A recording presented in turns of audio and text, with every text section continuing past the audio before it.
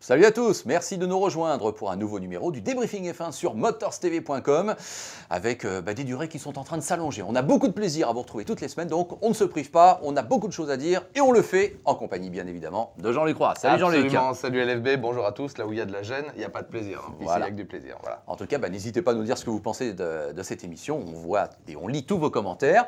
Et vous nous aviez dit que si vous voulez être un peu plus long, on pourrait le faire sans problème. Donc aujourd'hui, on voulait se lâcher, on pouvait se lâcher. Oui. Alors on va se lâcher aujourd'hui. Allez, on va continuer. Bon, ce Grand Prix d'Italie, 13e manche du championnat du monde 2012, avec toujours ce lieu un peu magique qu'est Monza. C'est vrai que c'est quand même un lieu à nul autre pareil. Surtout que c'est le dernier Grand Prix européen. Moi, ça me sidère de me dire qu'il y a encore 7 Grands Prix, Jean-Luc, et que c'est terminé pour l'Europe. C'est vraiment maintenant une ère moderne, en quelque sorte, pour la F1. Tout à fait. Alors, double question, donc double réponse. Alors d'abord, Monza, évidemment, c'est un mythe, c'est un monument qu'on visite. D'ailleurs, ça tombe bien. Donc, c'est le temple de la vitesse, faut-il le rappeler. Un endroit absolument mythique. On était au 63e Grand Prix consécutif organisé là-bas dans le cadre du championnat du monde de Formule 1. Jamais eu d'interruption. Il y a eu une fois le Grand Prix d'Italie à Imola, quand même. Mais bon, il y a toujours eu Monza. En plus, on peut dire que les tifosi vraiment connaissent cet endroit. Il y a le parc de Monza qui est au nord de Milan. C'est une ambiance très particulière pour ceux qui n'y sont jamais allés. C'est pas très loin. Allez-y une année, vous allez voir, c'est extraordinaire. C'est vraiment, à une certaine époque, maintenant ça doit être interdit, mais les tifosi grimpaient dans les arbres, justement dans le parc de Monza, des vieux arbres magnifiques. Enfin voilà pour l'ambiance. Et il y a encore des traces de l'ovale de vitesse, bien sûr, qui était utilisé à la grande époque, on va dire. Donc voilà. Donc ça, c'est pour le cadre. Alors maintenant, tu me dis la saison. Oui, c'est vrai que là, loin d'être fini, mais fini en Europe. On entame le 3e tiers de la saison, donc il y a eu 13 Grands Prix, il y en a 20, donc c'est vraiment le 3e tiers, et on l'entame loin, parce qu'on va à Singapour, effectivement, on va aller un petit peu partout. Japon, Corée, Inde, Japon, États-Unis, Brésil, Abu Dhabi, etc.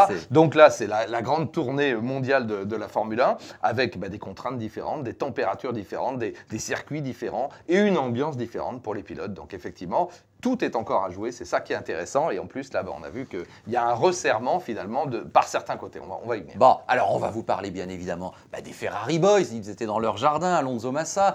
Des Red Bull, oulala, ça se passe mal.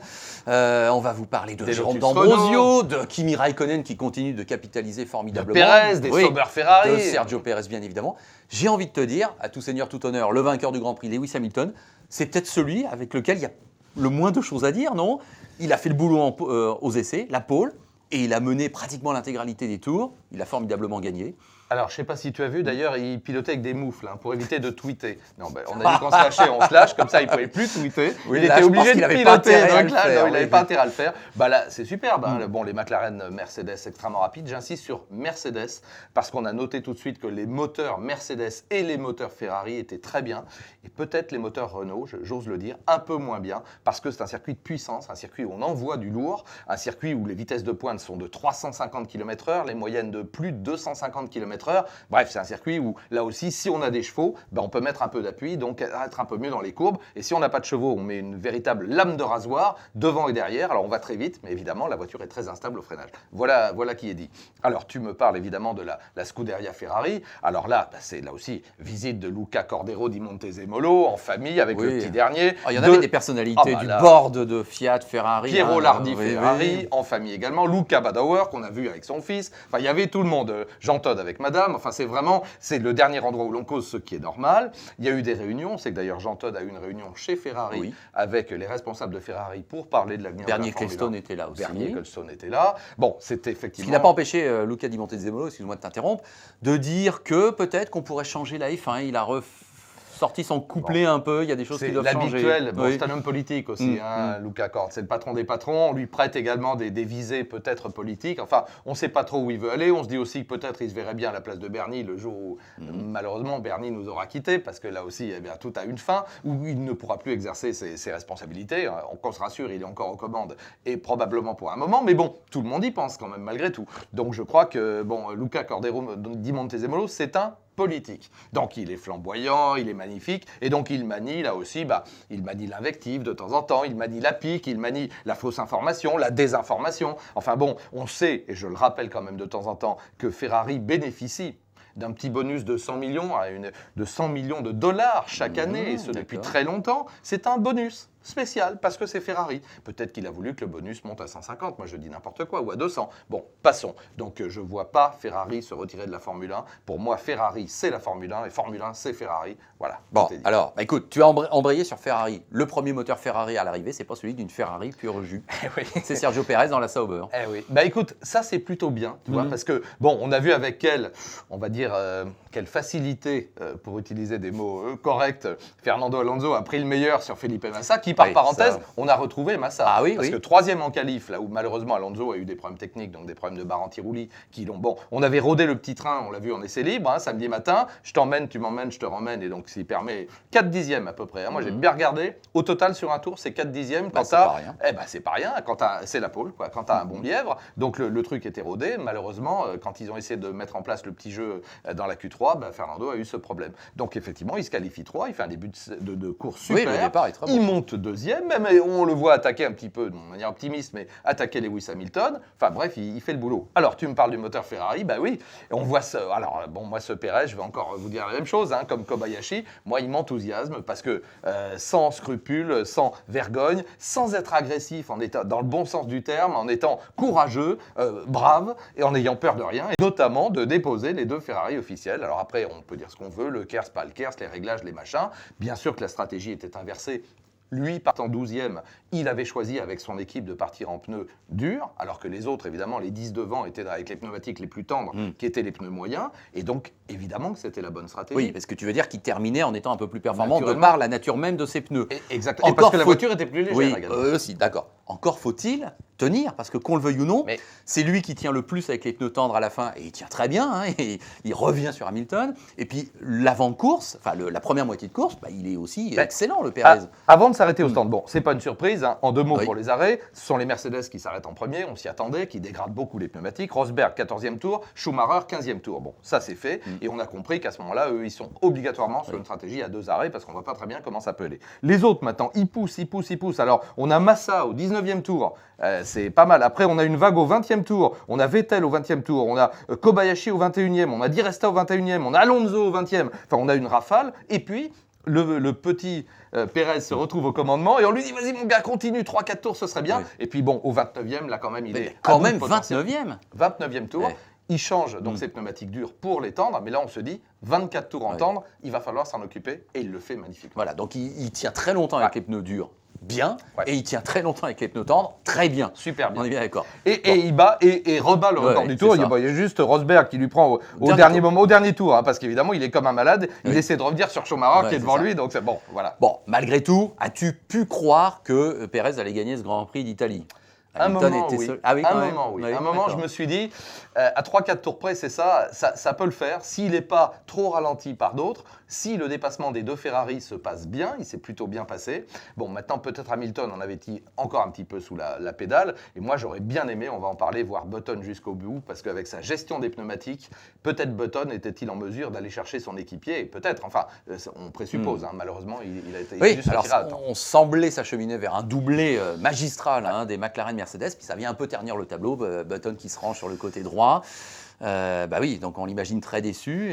Terriblement, il s'est pris la tête à 2 mains et là, quelque part, peut-être malheureusement, il vient peut-être de perdre le championnat parce que là, lui, compteur reste bloqué à 101. 78 points de retard et sur voilà, Alonso. ça commence à faire beaucoup, ça fait plus de 3 victoires pleines que peut gérer Alonso maintenant. Bon, les deux, le paquet des autres, on va en parler, est à 140, donc une quarantaine de points devant lui, peut-être qu'il peut les attraper, mais alors Alonso, à moins qu'il y ait un gros problème et qu'il fasse une grosse bourde, je n'y crois pas. Donc à mon avis, peut-être Button a-t-il véritablement perdu le championnat pour des raisons techniques. Et alors, par parenthèse, LFB, il y a longtemps que ce n'était pas arrivé, hécatombe, on peut dire, de problèmes mécaniques. Ah oui. On voit bien que Monza est exigeant, alors que ce n'était pas le cas sur les autres circuits. Là, on va en parler pour d'autres, mais là, il y a eu quand même des problèmes. Bah écoute, on vient de parler d'Hamilton qui a été exceptionnel devant, en contrôlant la situation. Super. Bravo. Pérez, non moins exceptionnel. C'est pas la première fois d'ailleurs que cette année, Pérez arrive à… Malaisie sous la Ouais, pluie, oui. il fait un Grand Prix formidable. On va dire conditions particulières. Qui gagne ce jour-là? Alonso, remonté du diable Vauvert avec tout le talent d'Alonso. Il y a 2 types qui ont surnagé ce jour-là. C'était Alonso, vainqueur, et donc Pérez, deuxième. Et là, on voit bien que sur le sec, Pérez est aujourd'hui capable de faire des choses extraordinaires pour peu que sa machine le lui permette. Bon, alors, je te pose une question. On a dit que, allez, on avait un temps libre. On y va. La démonstration de Pérez d'hier, est-ce que ça signifie que oui, plus vite que jamais, il faut le mettre à la place de Massa? Ou est-ce qu'au contraire, ça signifie qu'il n'ira pas remplacer Massa parce que justement, il est trop bon et qu'Alonso, ça va gêner l'ensemble et l'équilibre Alors, d'ensemble? la question lui a été posée à lui. Pérez, il a dit je crois pas, ça tient pas, ça, etc. Bon, lui, il a fait le boulot en tout cas. Ça, c'est le point 1. Je rappelle que Massa vient de chez Sauber Ferrari et c'est comme ça qu'il a accédé chez Ferrari. Il y a quand même des liens très étroits. Et je rappelle évidemment que Pérez est soutenu par Telmex et par Carlos Slim, l'homme le plus riche du monde. Et Ferrari ne crache pas non plus sur de l'argent que pourrait apporter. Bon, maintenant, il y a 2 obstacles, au moins 2. Le premier obstacle, c'est que Alonso l'a publiquement déclaré. Pérez, c'est pas son copain, pour diverses raisons. Donc, il ne favorisera pas sa venue et le taulier, c'est quand même Alonso. Donc, je pense que si Alonso poser un ultimatum en disant c'est lui ou moi, évidemment qu'on va garder Alonso. Donc malheureusement, l'arrivée de Pérez, et puis deuxièmement, j'ose le dire, vu la course d'hier, peut-être qu'Alonso se dit « Oula, je préfère avoir un équipier soumis », comme c'est le cas du pauvre Massa et peut-être de celui qu'on choisira ou choisirait, plutôt que d'avoir un type qui a les dents qui rayent le plancher, qui a 21 ans, 22 ans l'an prochain, et qui va tout tenter pour venir me déboussoler. Alors il est sûr de son talent, Alonso, mais quand même, il préfère avoir une équipe totalement dévolue pour lui, plutôt que d'avoir quelqu'un qui vienne partager les succès et qui devienne la nouvelle coqueluche. Voilà. Donc ça, c'est 2 éléments pas forcément évidents, et c'est dommage, mais qui ne plaident pas pour l'arrivée. Alors, pareil, Pérez dit « Moi, je suis très bien chez Sauber Ferrari », mais à mon avis, il y en a d'autres qui doivent commencer à regarder. Ouais. On va parler dans quelques instants de Red Bull et de cet échec quand même enregistré à Monza. Parlons des Lotus Renault. Romain Grosjean donc, suspendu après Spa-Francorchamps. Ouais. Il était là à Monza. Est-ce que ça t'a éventuellement surpris de le voir là? Est-ce que tu as pu imaginer qu'on le mettrait vraiment un peu de côté? Non, bah là, tu sais, il y a un moment, je pense que là, c'est tout de la com. Hein. Tout ça est cadré parfaitement, on réfléchit, et si on fait ça, et s'il ne vient pas, bon, il fallait qu'il soit là, moi je dis, parce qu'il n'aurait pas été là. On aurait dit, oula, ça y est, ils l'ont mis au placard, ils ne veulent pas le montrer, etc. Il est arrivé très discrètement vendredi pendant que les autres roulaient, donc l'arrivée la plus discrète. Il a accordé très peu d'interviews en répétant un discours pré-mâché, pré-bouilli, auquel on s'attendait. Bon, oui, j'ai compris, bien sûr que je ne le ferai plus, tout va bien. Alors, à mon avis, le plus dur à avaler, et ça, bon, j'ai appris beaucoup de choses, ce qui est vrai, parce que le fait d'observer un Grand Prix comme ça en plein milieu, c'est certain qu'il a dû regarder comment Raikkonen travaillait.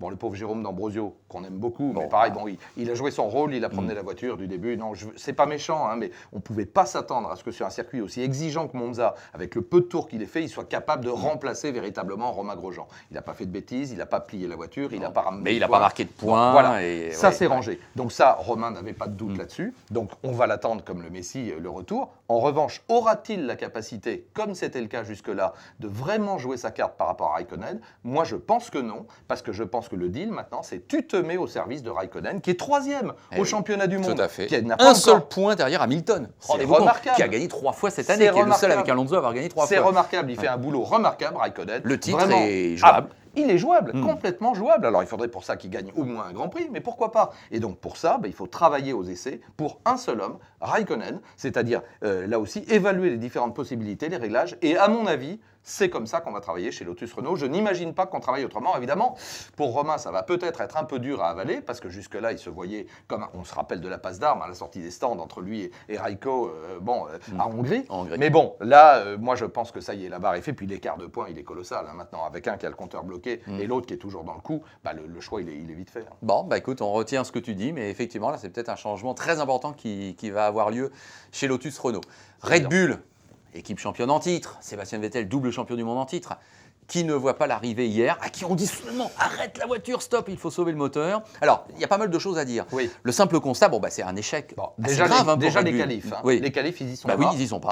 Comme à Spa. Alors là aussi, d'où viennent les problèmes? On sait très bien, il y a eu une évolution de la réglementation, mais quand même, qualifs, ils sont beaucoup moins rapides. Et quand on demande aux pilotes, ils disent on ne sait pas. On n'est plus tout à fait dans le coup, on n'est plus capable de scier l'épaule. Enfin, c'est quand même pas si vieux que ça, hein, l'épaule de Vettel et autres, et de Weber. Mais bon, là, on n'y est plus. Hein. Voilà, je suis en train de regarder. La dernière de Vettel, c'est quand même Grand Prix d'Europe. Hein. Et avant, il avait la pole également au Canada. Bon, il y a eu Monaco. Voilà, il y a eu Bahreïn. Je veux dire, c'est pas si vieux. Non. Mais bon, en Formule 1, tout va tellement vite que, là, ils n'ont pas su évoluer. Puis, je veux pas taper sur mes potes de Viry-Châtillon, mais chez Renault, on est peut-être un tout petit peu en deçà, pour X raisons que je ne connais pas, de développement. Tu sais qu'il y a des micro-développements qui sont autorisés à certains ou pas, dont on parle même pas, des petits aménagements. Alors, même si le moteur n'a plus ce rôle fondamental qu'il a eu dans le passé en Formule 1, parce que là aussi, ce qu'on lui demande, c'est de pousser pousser suffisamment fort, de délivrer des perfs, et surtout la fameuse drivabilité, c'est-à-dire la souplesse, si tu veux, la progressivité, l'adhérence qu'il donne, ça c'est important, mais à Monza, non, là, il faut des chevaux, il faut renvoyer la soudure, et à Spa un petit peu aussi quand même. Donc on se demande si là, il n'est pas légèrement inférieur aux Mercedes et aux Ferrari pour le moment. Donc voilà le problème des Red Bull en qualif, plus évidemment la suppression, on le sait, de ce système très intelligent qui permettait de procurer de l'appui à l'arrière et que les Red Bull Renault non plus. Il y a eu quand même un petit discours de la part de Christian Horner et du management de Red Bull qui a un peu mis la pression sur Renault quand même, déjà dès hier. Et je rappelle aussi que les autres leur ont cherché des poux sur la tête, récemment encore en matière de réglementation, en invoquant le petit trou dans le fond plat, tu te rappelles, enfin tout un tas de petites bricoles qui étaient censées apporter les histoires d'échappement, qui soufflaient toujours un peu où il fallait pas. Enfin bon, on a essayé de casser Red Bull Renault. Manifestement, on a réussi du côté des adversaires, puisque ce sont maintenant McLaren et Ferrari qui dominent le plateau, et eux sont un petit peu en deçà. Alors en course, tu me diras, Vettel se refait, et ça c'est il n'y a pas longtemps, parce que le talent de Vettel, le double champion du monde, est là, la stratégie de course qui est excellente, l'équipe reste excellente, etc. Mais malheureusement, quand on a 2 abandons sur des problèmes mécaniques, là la sanction elle est très très dure, et déjà en qualif, les moteurs Renault, il y en avait très peu et mal placés. Donc, je répète. Et tout est remis en question aussi côté constructeur, où là, McLaren, Ferrari et même Lotus Renault sont pas si loin que ça de Red Bull Renault. La passe d'armes Vettel-Alonso, parce que Vettel, avant d'abandonner, c'était pas triste déjà, il y avait eu le drive-through. Comment as-tu interprété ça? Qu'as-tu pensé de la sanction et de l'action en elle-même? Il m'a beaucoup surpris, pas en bon. Parce que moi, j'aime beaucoup Vettel. Je reste, bon, aussi après, c'est du feeling, mais autant on a dit qu'on se lâchait, on se lâche. C'est un pilote que j'aime bien parce qu'il est enthousiaste, il est jeune, il découvre encore, c'est du vrai bonheur, etc. Et là, j'ai pas du tout aimé cette espèce de coup de volant, cet écart de trajectoire. Tiens, à la Schumacher, j'ai dit que je me lâchais. Ça, c'est vraiment des manœuvres à la Schumacher. C'est-à-dire, c'est pas directement le traquenard où je te mets dans le mur à 300, mais on n'en est pas très loin. Donc, je t'avais pas vu, vieux. Et après, il dit ça. Alors, au lieu de s'excuser, de dire, bon, je suis vraiment désolé, dans le feu de l'action, j'ai mal jugé. Je l'ai poussé dehors, un endroit où j'aurais pas dû. Non, il dit, oh bah oui, c'est normal, je savais pas bien où il était et tout. Bon, ça, nul. Là, je suis désolé, là, moi, je n'aime pas du tout. Et je n'aimerais pas que Vettel tourne comme ça parce qu'il a des problèmes, parce qu'il a la pression, parce qu'il a des difficultés. C'est dommage, ça ressemble pas au bonhomme, donc tant mieux la sanction, drive-through, c'est normal. Bon, donc c'était pas une mesure pro-Ferrari, non, toi, il y avait vraiment des raisons objectives de la justifier. Bon, écoute, ok.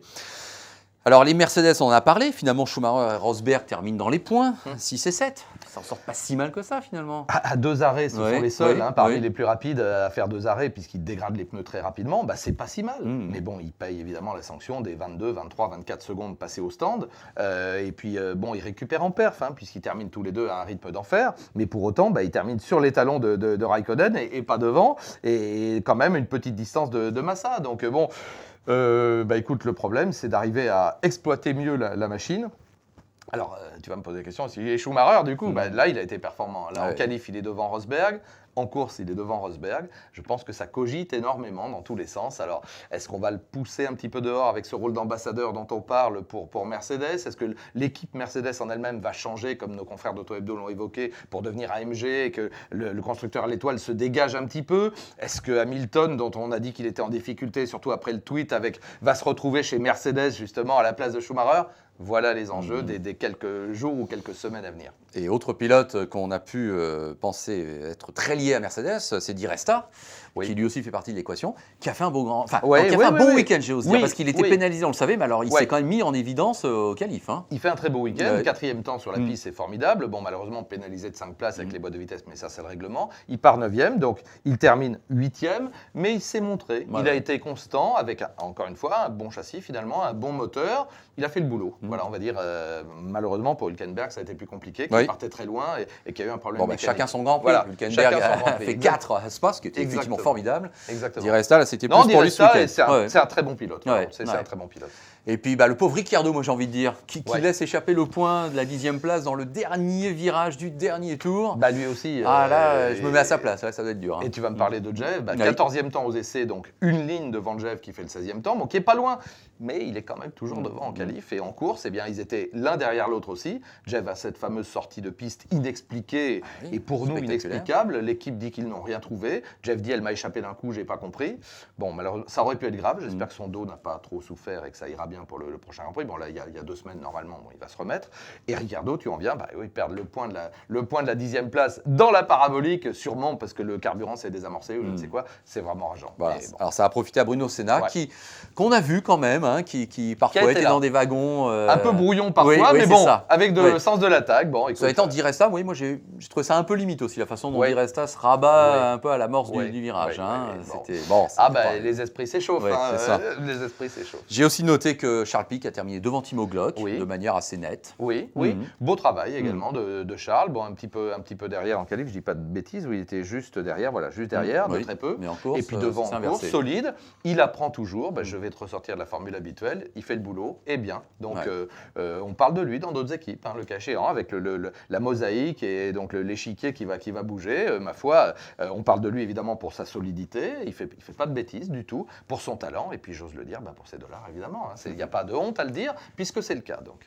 On va terminer ce numéro avec 2 petites questions qui ont trait, on va dire, à la grande actualité du sport automobile. Mais Jean-Luc, finalement, tu souhaitais t'exprimer là-dessus et je crois que tu as raison. Ce week-end a été marqué par le retour en course officielle de Robert Kubica. Donc on se souvient bien sûr, hein, oui. pilote qui aurait pu être Lotus Renault encore de nos jours s'il n'y avait pas eu ce terrible accident en rallye. Et qu'il gagne d'ailleurs. Il a gagné ce rallye italien, bon, qu'on ne connaît pas bien, mais enfin en tout cas, fallait déjà le faire, il l'a fait. Alors, que t'inspire ce retour pratiquement officiel de Kubica en Bah, écoute, compétition? voilà encore quelqu'un qui manque à la Formule 1, parce que Kubica, il a beaucoup de talent. C'est une personnalité à part, atypique. C'est le grand pote d'Alonso aussi. C'est un type qui aurait pu perdre la vie, hein, qui a été tellement marqué. Bah, le voir là, vraiment, c'est peut-être là vraiment tangible dans une épreuve officielle, même si donc il roulait avec une Subaru, vitesse au volant. Mais bon, je rappellerai le cas de Jean-Pierre Beltoise. Évidemment, c'était une autre époque, qui à Reims en 64 de mémoire se blesse très grièvement au bras. Ça aurait dû interrompre sa carrière et qui demande au médecin. Jean-Pierre a le bras comme ça. Salut Jean-Pierre, si tu nous regardes. Et il dit, vous me mettez le bras comme ça, vous me bloquez le coude. Et il a fait la carrière que l'on sait. Il a gagné un Grand Prix de Formule 1 à Monaco. Il a fait une carrière formidable jusqu'à près de 60 ans. C'est un type, Kubica, il doit dire pareil. Il a dû dire, bon, vous me mettez les bras comme ça. Maintenant, en plus, par rapport à l'époque de Jean-Pierre, tu as la direction assistée, donc c'est moins dur que ça ne l'était. Tu as les vitesses au volant, c'est moins dur que quand tu avais un levier comme ça. Donc moi, écoute, là, le retour de Kubica, pourquoi pas un test cet hiver dans une équipe, pourquoi pas. Bon. Et puis l'autre homme peut-être de la semaine, ça a été Alex Zanardi, double médaillé d'or aux Jeux paralympiques de Londres. Hein. Vous savez comme moi, hein, accidenté gravement en IndyCar à l'époque, amputé des 2 jambes. Alex Zanardi, ex-pilote de Formule 1, champion en kart. Ça a fait plaisir à toute la communauté. Ah oui. Hein. Ah oui, D'ailleurs, je me souviens, son accident au Lausitz-Ring, c'était juste avant le Grand Prix d'Italie. Oui, hein, c'est exact, et oui. tout le monde avait été choqué, très choqué. d'apprendre Déjà cette nouvelle. par l'horreur Ouais, c'est ça. de la scène.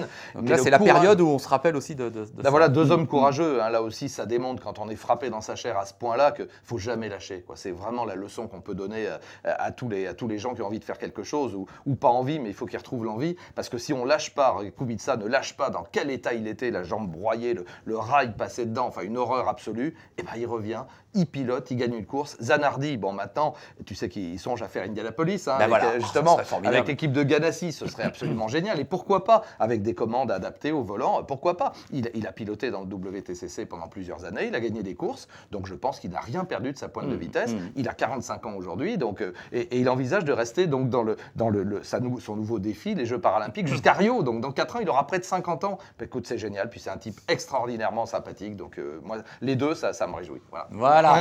Allez, on va se quitter là-dessus. Le prochain Grand Prix, donc c'est le Grand Prix de Singapour. Oui, Singapour. Qui a gagné sa place De dans le nuit. calendrier. Ouais, hein, on s'est habitué déjà à Ouais. se retrouver ce rendez-vous très particulier, mais C'est une ambiance, Ouais, c'est ouais, pareil. il y en a un. C'est très belles images, on le sait bien. Pour les pilotes, un circuit particulier. Bon, il y avait eu le fameux Renault Gate, on s'en souvient maintenant, mais bon, on va parler des choses positives. Non, c'est un événement. Voilà, c'est un bel événement. Et puis, ma foi, le circuit a gagné ses lettres de noblesse. Un peu l'américaine, hein, le circuit entre les murs, les grillages et les machins. Mais bon, exigeant, difficile, un Monaco oriental. Voilà. voilà, je vous invite à suivre en live text sur notre site motorstv.com toute l'actualité de ce Grand Prix de Singapour dans une grosse dizaine de jours, grâce à nos amis et partenaires de F1-direct.com. Vous savez également que sur le blog de motorstv.com, On fait un petit tableau d'honneur subjectif après chaque Grand Prix, les étoiles, voilà comment on les a appelées. Et puis des fois, on pondère un petit peu en fonction du matériel dont disposent les pilotes, et puis on veut en mettre d'autres un peu à On a le droit de les discuter. Hein, ouais, c'est ça. On a le droit de les discuter. En tout cas, il y a un classement qui s'additionne forcément au fur et à mesure des Grands Prix. C'est pas forcément le classement de la hiérarchie du championnat du monde. Bref, je vous laisse aller voir ça. Jean-Luc, on te retrouve donc dans une quinzaine de jours. Avec un immense plaisir. Le Grand Prix de Singapour. Merci à vous. À bientôt. Salut à tous.